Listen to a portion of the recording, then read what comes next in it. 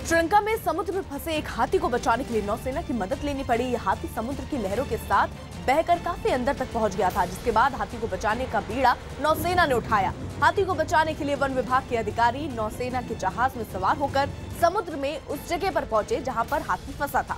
इसके बाद हाथी को एक रस्सी से बांधा गया और फिर जहाज से खींचकर किनारे तक लाया गया।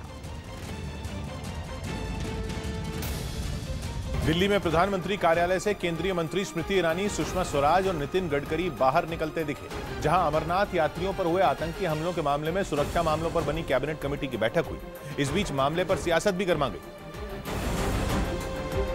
तो सरकार की ओर से बैठकों का दौर जारी रहा। पीएमओ में सुरक्षा मामलों पर बनी कैबिनेट कमेटी की बैठक हुई, जिसके खत्म होने के बाद विदेश मंत्री सुषमा स्वराज समेत कई मंत्री साउथ ब्लॉक से बाहर आते दिखे। प्रधानमंत्री की अध्यक्षता में हुई इस बैठक में गृह मंत्री राजनाथ सिंह, रक्षा मंत्री अरुण जेटली और विदेश मंत्री सुषमा स्वराज ने हिस्सा लिया। वहीं दिल्ली से दूर श्रीनगर में केंद्रीय मंत्री जितेंद्र सिंह ने अमरनाथ यात्रियों के एक कैंप का दौरा किया और यात्रियों से मुलाकात कर उनसे बातचीत की और यात्रा पर निकले लोगों के हौसले की तारीफ की। स्वयं अमरनाथ के यात्रियों का कहना था इस दुर्घटना के बाद भी कि एक पल के लिए भी यात्रा रोकी नहीं जानी चाहिए। जितेंद्र सिंह ने यहाँ कश्मीर के लोगों की भी खूब तारीफ की।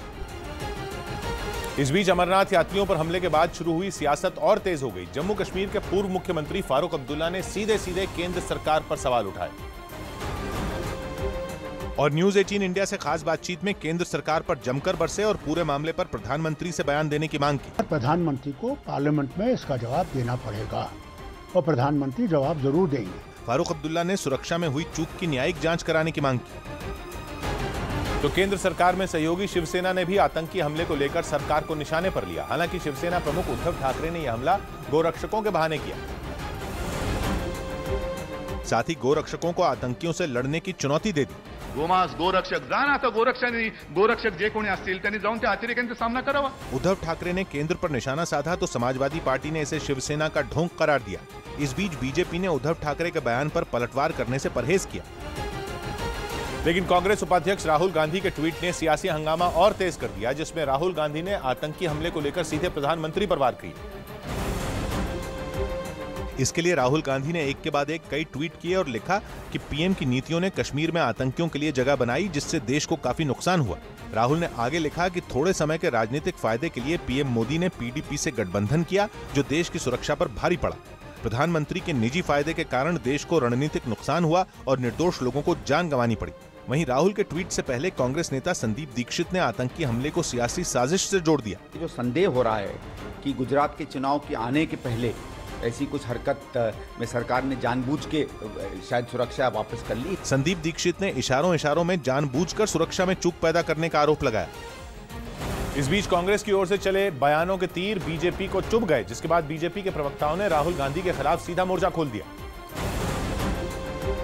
और राहुल गांधी के बयान को देश के साथ गद्दारी करार दे दिया। उनको सरकार के खिलाफ मुहिम छेड़ना और देश के साथ गद्दारी करना, इसमें जो फर्क है ये समझ में नहीं आ रहा है। मुझे नहीं पता कि देश के किस नेता को खून खराबे से लाभ होता है। शायद 84 के दंगे करवाने वालों को इस बात का अच्छे से ज्ञान होगा। बीजेपी नेताओं ने कश्मीर की समस्या की जड़ पंडित नेहरू की नीतियों को बताया, जिसके बाद पलटवार के लिए कांग्रेस ने भी मोर्चा संभाल लिया और खुफिया सूचना के बाद भी हुई चूक पर सवाल उठाए। साथ ही सरकार के दावों को लेकर तंज कसा। बार बार हमें सिर्फ लेक्चर देना कश्मीरियत के आधार पे, उससे क्या हल होने वाला है? माननीय प्रधानमंत्री की चुप्पी तो अब जानी मानी हो गई है। हालांकि कांग्रेस प्रवक्ता सिंह भी संदीप दीक्षित के बयान पर टिप्पणी करने से बचते